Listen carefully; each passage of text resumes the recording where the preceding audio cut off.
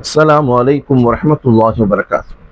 அன்பானவர்களே, இந்திய நாடு ஜனநாயக நாடு, இந்திய நாடு மதச்சார்பற்ற நாடு என்ற வார்த்தைகள் எல்லாம் தற்போதைய ஒன்றிய கொடுங்கோல் ஆட்சியின் வெளிப்பாடால் பொய்யாக மாறியிருக்கின்றது.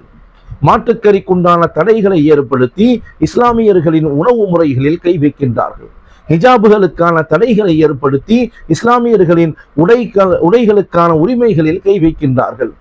NPR, CIA போன்ற சட்டங்களை உருவாக்கி இஸ்லாமியர்களின் குடியுரிமைகளை கை வைக்கின்றார்கள். முத்தலாக் போன்ற தடை சட்டங்களை உருவாக்கி இஸ்லாமிய வாழ்வியல் சட்டங்களில் ஷரியத்தில் கை வைக்கின்றார்கள். தற்போது வக்ஃபுக்குண்டான திருத்த சட்டங்களை உருவாக்கி இஸ்லாமியர்களின் சொத்துக்களை பறிக்கும் நிலைமையில் அரசாங்கமே ஈடுபட்டு கொண்டிருக்கின்றது. இது எப்படிப்பட்ட அராஜகமான கொடுங்கோல் ஆட்சியின் வெளிப்பாடு என்பதை நாம் உணர்ந்து கொள்ள வேண்டும். நபிகள் நாயகம் ஸல்லல்லாஹு அலைஹி வஸல்லம் அவர்கள் கூறினார்கள், குல்லுக்கும் ராயின் குல்லுக்கும் மஸ்ஊலுன் அன் ரஅய்யத்திஹி. நீங்கள் ஒவ்வொருவரும் பொறுப்பாளர்கள், அந்த பொறுப்புகளை குறித்து நாளை மறுமையில் கேள்வி கேட்கப்படுவீர்கள் என்று சொன்னார்கள்.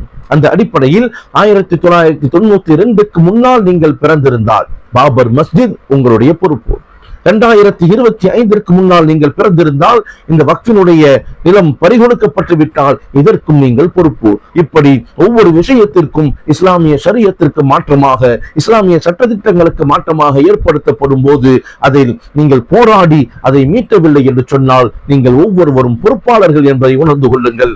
எப்படி உங்கள் வரை இந்த மார்க்கம், இந்த சட்டத்திட்டங்கள் பேணி பாதுகாத்து அமானிதமாக ஒப்படைக்கப்பட்டதோ அதே அமானிதத்தை அடுத்த தலைமுறைக்கு நீங்கள் கொண்டு போய் சேர்க்க வேண்டும். அப்படி சேர்க்கவில்லை என்று சொன்னால் அந்த சட்டங்களுக்கு எதிர்ப்பாக சட்டங்கள் வரும்போது, இஸ்லாமிய ஷரியத்திற்கு மாற்றமான எதிர்ப்புகள் வரும்போது போராடி அதை வென்று அடுத்த சமுதாயத்திற்கு ஒப்படைக்க வேண்டியது உங்களுடைய பொறுப்பு என்பதை மறந்துவிடக் கூடாது. அல்லாஹு தஆலா எல்லா வகையான சூழ்ச்சியாளர்களையும் முறியடித்து இஸ்லாமியர்களுக்கான சொத்துக்களை பாதுகாத்து முழுமையான வெற்றியை வழங்குவானாக.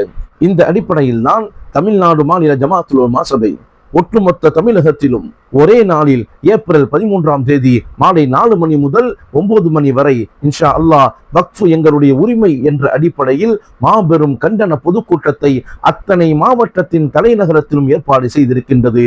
அத்தனை கட்சிகளை கடந்து, அத்தனை இயக்கங்களை கடந்து, அத்தனை இஸ்லாமியர்களையும் ஒன்றிணைத்திருக்கின்றது.